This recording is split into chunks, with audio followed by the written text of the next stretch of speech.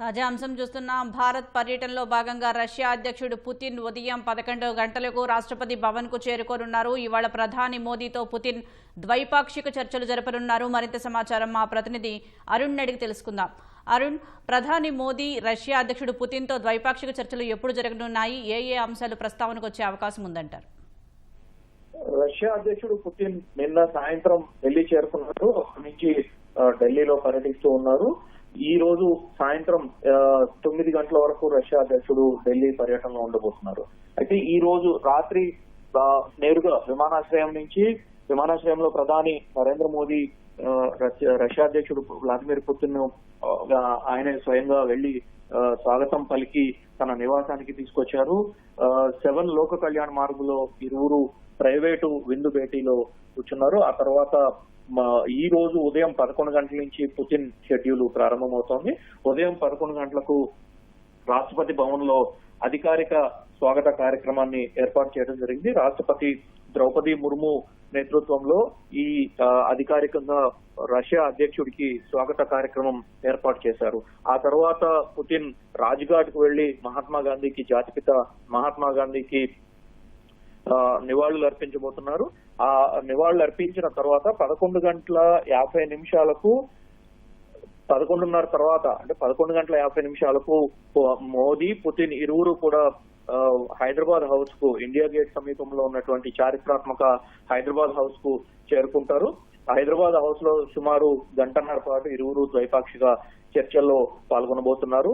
ఆ తర్వాత Russia India business వాణిజ్యపరమైనటువంటి సదస్సుకు 23వసారి వాణిజ్యపరమైనటువంటి సదస్సు జరగబోతుంది. ఈ సదస్సుకు పుతిన్ హాజరవుతారు. ఆ తర్వాత పుతిన్ ప్రెసిడెంట్ ద్రౌపది ముర్ముతో విందు భేటీకి హాజరవుతారు. ఇది సాయంత్రం 7 గంటలకు జరగబోతోంది. 7 గంటల నుంచి 8:30 గంటల వరకు పుతిన్ ఈ రోజు సాయంత్రం రాష్ట్రపతి భవన్ లో విందు భేటీకి హాజరవుతారు. ఆ తర్వాత రాష్ట్రపతి భవన్ నుంచి నేరుగా విమానాశ్రయానికి చేరుకుని తిరిగి రష్యాకు పయనం కాబోతున్నారు.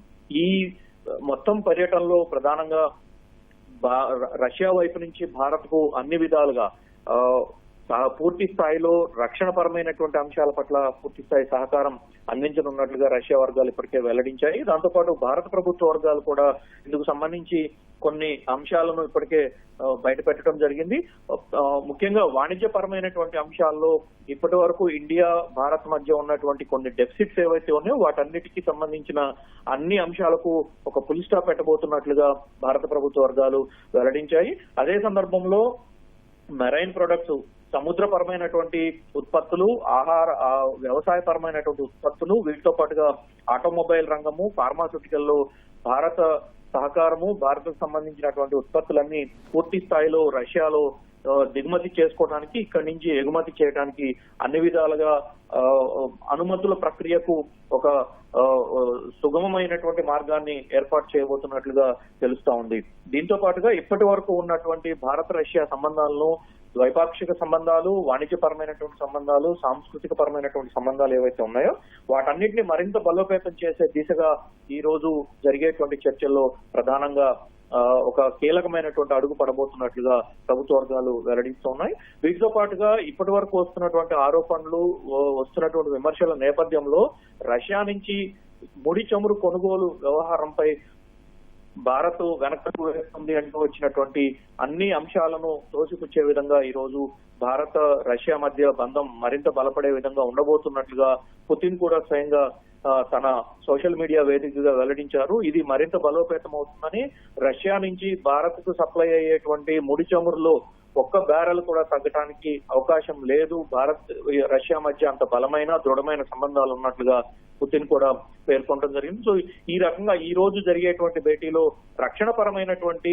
వ్యవస్థలను, అంటే దేశ భద్రతకు సంబంధించి ఇటీవల పాకిస్తాన్ తో జరిగినటువంటి అనేక ఘటనల నేపథ్యంలో దేశ భద్రతలో ప్రధానమైనటువంటి రక్షణ వ్యవస్థలు ఏవైతే ఉన్నాయో వాటన్నిటిని రష్యా నుంచి ఇంకా కొన్ని కొనుగోలు చేయాల్సినటువంటి పరిస్థితి ఉంది. కాబట్టి అందుకు అనుగుణంగా పూర్తి స్థాయిలో రష్యా సప్లై చేయడానికి సిద్ధంగా ఉందని, అందుకు ఇరువురి మధ్య ఒక ద్వైపాక్షిక ఒప్పందం జరగాల్సి ఉంది. కాబట్టి ఆ మేరకు ఈ రోజు జరిగేటువంటి చర్చల్లో దాన్ని కూడా ఒక కొలికి తీసుకురానున్నట్లుగా తెలుస్తా ఉంది.